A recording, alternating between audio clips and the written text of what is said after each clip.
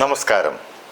ആലപ്പി അഷ്റഫ് കണ്ടതും കേട്ടതും എന്ന എൻ്റെ ചാനലിലേക്ക് ഏവർക്കും സ്വാഗതം. വിലയില്ലാത്തതായി ഭൂമിയിലൊന്നുമില്ല.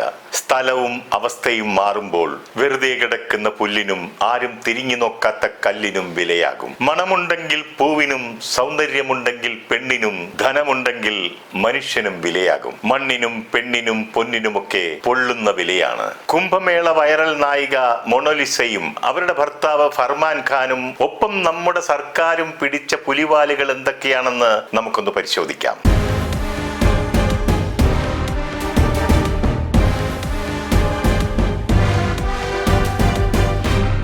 എല്ലാത്തിനും അതിൻ്റെതായ സമയമുണ്ട് ദാസ എന്ന് പറയുന്നത് പോലെ ഒരാളുടെ സമയം മാറി മറിയുന്നത് ക്ഷണനേരം കൊണ്ടായിരിക്കും. പ്രയാഗ്രാജിലെ മഹാകുംഭമേളയിൽ മുത്തുമണിമാലകൾ വിൽക്കാനെത്തിയ പെൺകുട്ടിയായിരുന്നു മൊണോലിസ ഫോസ്ലെ. ഗോതമ്പ് മണികളുടെ നിറവും ചാരക്കണ്ണുകളും വശ്യമായ പുഞ്ചിരിയും കൊണ്ട് ആരെയും ആകർഷിക്കുന്ന സുന്ദരിയായിരുന്നു ഈ പെൺകുട്ടി. അവളുടെ ഈ അഴകിൽ കൗതുകം തോന്നിയ ഏതോ ഒരാൾ മുത്തുമണിമാലയും പിടിച്ചുകൊണ്ട് നിൽക്കുന്ന അവളുടെ ഫോട്ടോ അയാളുടെ ക്യാമറ കണ്ണിൽ ഒപ്പിയെടുത്തു. ആ ഫോട്ടോ സാമൂഹ്യ മാധ്യമങ്ങളിൽ പങ്കുവെച്ചതോടുകൂടി നിമിഷ നേരം കൊണ്ട് മൊണോലിസ താരമായി മാറുകയാണ് ഉണ്ടായത്. അലക്ഷ്യമായി മെടഞ്ഞിട്ട കാർക്കൂന്തലും മൂക്കുത്തിയുമിട്ട് മുത്തുമണിമാലയും കയ്യിൽ തൂക്കിപ്പിടിച്ച് ചിരിച്ചുകൊണ്ട് നിൽക്കുന്ന സുന്ദരിയായ ആ പെൺകുട്ടി ആരാണെന്നറിയാനുള്ള തിരച്ചിലിലായി ബ്ലോഗർമാർ. അതോടെ ഈ സുന്ദരിയുടെ ജീവിതം ആകെ അടിമുടി മാറി മറിയുകയായിരുന്നു. ഉപജീവനത്തിനായി മുത്തുമാല കച്ചവടത്തിന് ഉത്സവപ്പറമ്പിലെത്തുന്ന ഒരു കുടുംബത്തിന്റെ സാമ്പത്തിക നില നമുക്ക് ഊഹിക്കാവുന്നതല്ലേ ഉള്ളൂ. ആ പെൺകുട്ടിയുടെ സുന്ദരമായ മുഖം കണ്ട് ആദ്യം ഓടിയെത്തിയത് പരസ്യ കമ്പനിക്കാരായിരുന്നു. അവരിൽ പലരും അവളെ തങ്ങളുടെ പരസ്യങ്ങളുടെ മോഡലാക്കാൻ ആഗ്രഹിച്ചു. ഈ തിക്കും തിരക്കിനുമിടയിൽ മലയാളി ബിസിനസ്സുകാരനായ നമ്മുടെ ബോച്ചയും അവിടെ എത്തി. ഈ സമയത്ത് ബോച്ചെ തന്റെ സ്ഥിരം ഉദ്ഘാടകയായിരുന്ന ഹണി റോസുമായി ബദ്ധശത്രുതയിൽ നിൽക്കുന്ന സമയം കൂടിയായിരുന്നു. ചരിത്രത്തിൽ ആദ്യമായി ഒരു ഉദ്ഘാടക താൻ ഉദ്ഘാടനം ചെയ്ത കടയുടെ കോടീശ്വരനായ ഉടമയെ ജയിലിൽ കിടത്തിയ സംഭവം അന്ന് വലിയ കോളിളക്കം സൃഷ്ടിച്ചിരുന്നുവല്ലോ. ആ സംഭവമാണ് ജയിൽ ജീവിതം കഴിഞ്ഞിറങ്ങിയ ബോച്ചയെ കൊണ്ട് മറ്റൊരു ഉദ്ഘാടകയെ തേടാനുള്ള മനംമാറ്റത്തിന് പ്രേരിപ്പിച്ചത്. മാത്രമല്ല, ഇനി തന്റെ കട ഉദ്ഘാടനം ചെയ്യാൻ എത്തുന്നവർ അല്പവസ്ത്രം ധരിക്കുന്നവരാകരുതെന്ന് കരുതിയത് കൊണ്ട് കൂടിയാകാം ബോച്ചെ മൊണോലിസയുടെ അടുക്കലേക്ക് വെച്ച് പിടിച്ചത്. അങ്ങനെയാണ് കോഴിക്കോടുള്ള ചെമ്മണ്ണൂർ ജുവലറിയുടെ ഉദ്ഘാടന വേദിയിലേക്ക്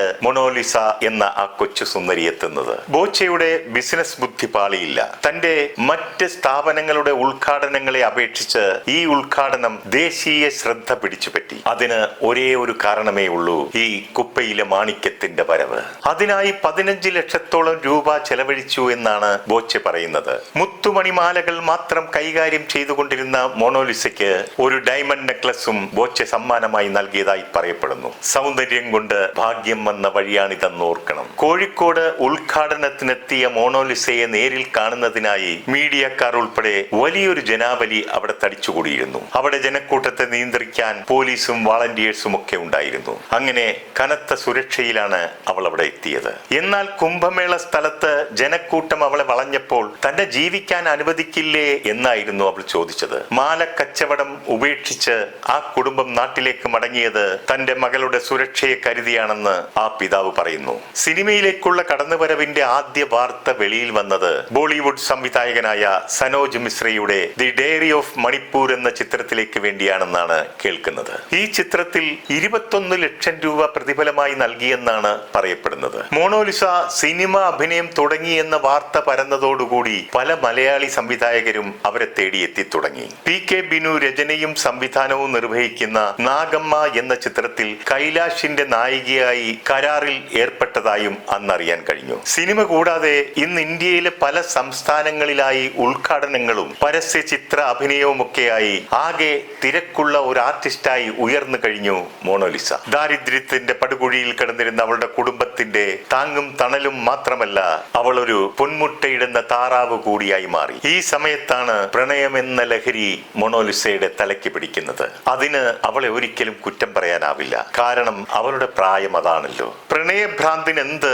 ജാതി മത വർഗ വർണ്ണ സ്ഥലകാല വിവേചനം? അത് തലക്ക് പിടിച്ചു കഴിഞ്ഞാൽ പിന്നെ മറ്റൊന്നും നോക്കില്ലല്ലോ. മധ്യപ്രദേശുകാരിയായ മൊണോലിസ പ്രണയിച്ചത് ഉത്തർപ്രദേശുകാരനായ ഫർമാൻ ഖാനെയാണ്.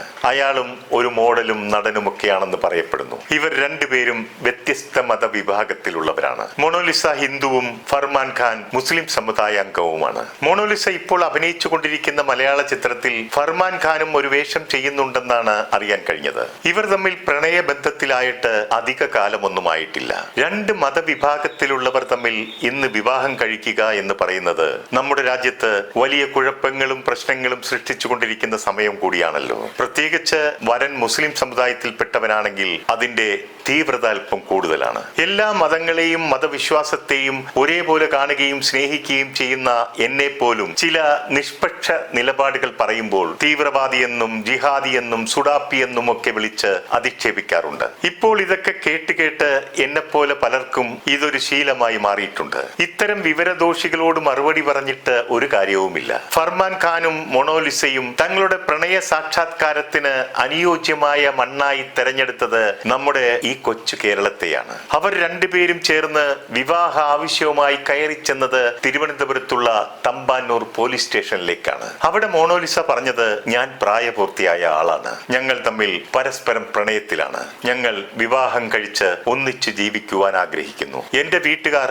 ഈ ബന്ധത്തെ എതിർക്കുന്നു, തന്നെയുമല്ല അവർ എനിക്ക് വേണ്ടി മറ്റൊരു വിവാഹം നടത്തുവാനുള്ള ശ്രമത്തിലുമാണ്, അതുകൊണ്ട് ഫർമാൻ ഖാനുമായിട്ടുള്ള വിവാഹം നടത്താൻ സഹായിക്കണമെന്ന്. അവർ രേഖകളൊക്കെ പരിശോധിച്ചതിൽ നിന്നും പ്രായപൂർത്തിയായവരാണെന്ന് ബോധ്യപ്പെടുകയും ചെയ്തു. ഭരണഘടന പ്രകാരം അവർക്കൊന്നിച്ച് ജീവിക്കുവാനുള്ള അവകാശമുള്ളതിനാൽ അവർ ഗവൺമെന്റിനെ വിവരമറിയിച്ചു. വേടന്റെ വിവാഹ നടത്തിപ്പ് കേരളം മുഴുവൻ ശ്രദ്ധിക്കപ്പെട്ടപ്പോൾ അതേപോലെ മൊണോലിസയുടെ വിവാഹം നടത്തിക്കൊടുത്താൽ ദേശീയ ശ്രദ്ധ പിടിച്ചുപറ്റാൻ സാധിക്കുമെന്ന ആഗ്രഹത്തോടെ ഭരണകക്ഷിയിലെ മന്ത്രിമാരും MLA-മാരും എന്തിനേറെ പാർട്ടി സെക്രട്ടറി വരെ ചാടി വീണു. അവർ വിവാഹം നടത്തിക്കൊടുത്ത് വധൂവരന്മാരെ പരസ്പരം രക്തഹാരം അണിയിപ്പിച്ച് ആശീർവദിച്ചു. അവരുടെ ആഗ്രഹം ഏതായാലും സഫലമായി. ദേശീയ തലത്തിൽ ഇത് വലിയ വാർത്തയായി. ഒപ്പം വലിയ കോളിളക്കത്തിനും വഴിവെച്ചു. മാധ്യമങ്ങളിലൂടെ ഇതറിഞ്ഞ ഫർമാൻ ഖാന്റെ പിതാവ് ഇതിനെതിരെ ആദ്യം രംഗത്ത് വന്നു. ഞങ്ങൾ മറ്റൊരു സമുദായത്തിൽപ്പെട്ടവരാണ്, ഞങ്ങൾക്കിത് ഒരിക്കലും അംഗീകരിക്കാൻ പറ്റില്ല,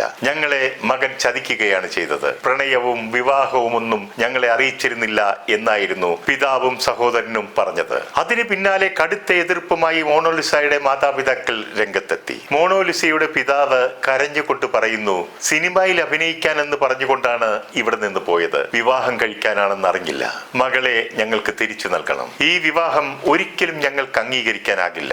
ഇവിടെ മൊണോലിസയുടെ അമ്മ പറയുന്നു, ഈ വിവാഹം ഭാവിയിൽ വലിയ ദോഷഫലങ്ങൾ സൃഷ്ടിക്കും, തന്റെ മകൾക്ക് ജീവഹാനി വരെ സംഭവിക്കാൻ ഇടയുണ്ട്, അവളെ ഞങ്ങൾക്ക് തിരിച്ചു നൽകിയേ മതിയാകൂ. ഹിന്ദി മാധ്യമങ്ങൾ ഈ വാർത്തയ്ക്ക് തലക്കെട്ട് നൽകിയത് കേരള സ്റ്റോറി 3 എന്നായിരുന്നു. കല്യാണ വാർത്ത അങ്ങനെ ദേശീയ തലത്തിൽ ശ്രദ്ധ പിടിച്ചു പറ്റി എന്ന സന്തോഷത്തിൽ ഇരിക്കുമ്പോഴാണ് ഇടിവെട്ടിയവന്റെ തലയിൽ പാമ്പ് കടിച്ചു എന്ന് പറയുന്നത് പോലെ ആ വാർത്ത പുറത്തു വരുന്നത്. പെൺകുട്ടിക്ക് പ്രായപൂർത്തിയായിട്ടില്ല, കേസ് പോക്സോ ആണ്. കെട്ടിയവൻ മാത്രമല്ല, കെട്ടിച്ചു കൊടുത്തവരും കൂട്ടുനിന്നവരുമൊക്കെ ആപ്പിലാകും. അവർ ഈ പെൺകുട്ടിയുടെ ജനന സർട്ടിഫിക്കറ്റ് ഉൾപ്പെടെയുള്ള തെളിവുകളുമായി നിയമ പോരാട്ടത്തിന് ഇറങ്ങിക്കഴിഞ്ഞു. ഇവിടെ പ്രായത്തെക്കുറിച്ച് പെണ്ണും ചെറുക്കനും പോലീസ് സ്റ്റേഷനിൽ ഹാജരാക്കിയ രേഖയാണോ, മാതാപിതാക്കൾ കോടതിയിൽ ഹാജരാക്കിയ ജനന സർട്ടിഫിക്കറ്റ് ആണോ യാഥാർത്ഥ്യമെന്ന് തെളിയിക്കേണ്ടതായുണ്ട്. ഇതിനാണ് പറയുന്നത്, അവനവൻ കുരുക്കുന്ന കുരുക്കഴിച്ചെടുക്കുമ്പോൾ ഗുലുമാലെന്ന്. ബാക്കിയൊക്കെ കാത്തിരുന്ന് കാണാം.